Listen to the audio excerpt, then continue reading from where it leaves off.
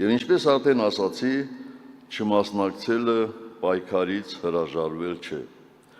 Նպատակ ունենալով նպաստել այս աղետաբեր ռեժիմին հաղթելու ընդդիմադիր ուժերի միասնական ջանքերին, Հանրապետական կուսակցությունը իրական ընդդիմությանը ներկայացնում է հետևյալ առաջարկությունները, որպես մոտակա ժամանակահատվածում համատեղ պայքարի գործնական քայլեր։ Առաջին, ինչպես գիտեք, մայիսի 4-ին եւ 5-ին Երևանում կայանալու է երկու խոշոր միջոցառում, նախ Եվրոպական քաղաքական համայնքի գագաթնաժողովը, իսկ հետո Եվրամիություն Հայաստան առաջին գագաթնաժողովը։ Վերջին տարիները ցույց են տվել, որ եվրոպական բարձրաստիճան ղեկավարները չեն ուզում տեսնել այն իրականությունը, որ գոյություն ունի Հայաստանում, գերադասելով իրենց սփոփել մեր երկրում ժողովրդավարության մասին քաղցրահունչ, բայց իրականությունից կիլոմետրերով հեռու հեքիաթներով։ Բռնազավթված Արցախ, էթնիկ զտման ենթարկված արցախայության խնդիրներ, Արցախում հոշոտվող հոգևոր մշակութային ժառանգություն, Բաքվի բանտերում տառապող գերեվարված պատանդարված հայեր, քաղաքական բանտարկյալներ Երևանում,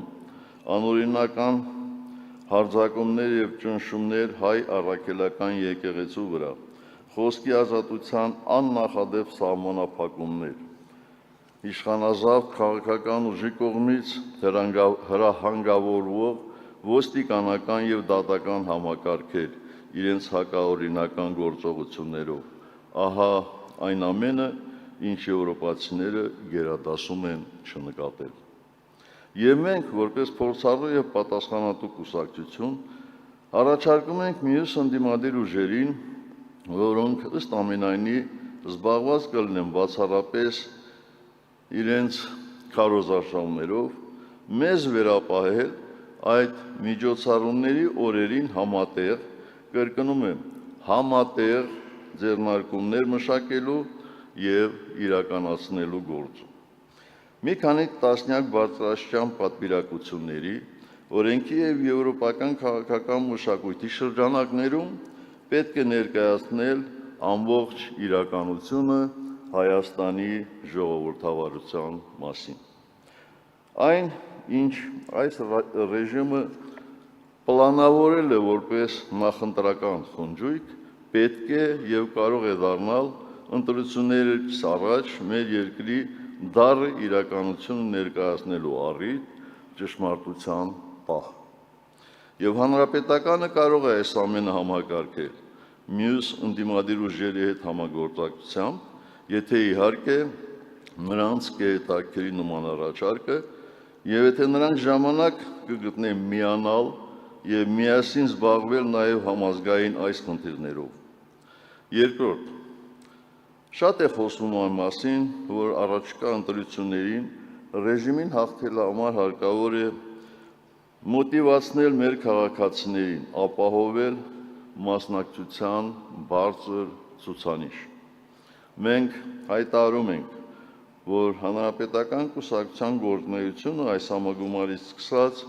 մինչև հունիսի 7-ը ուղղված է լինելու համապետական այդ ընտրություններին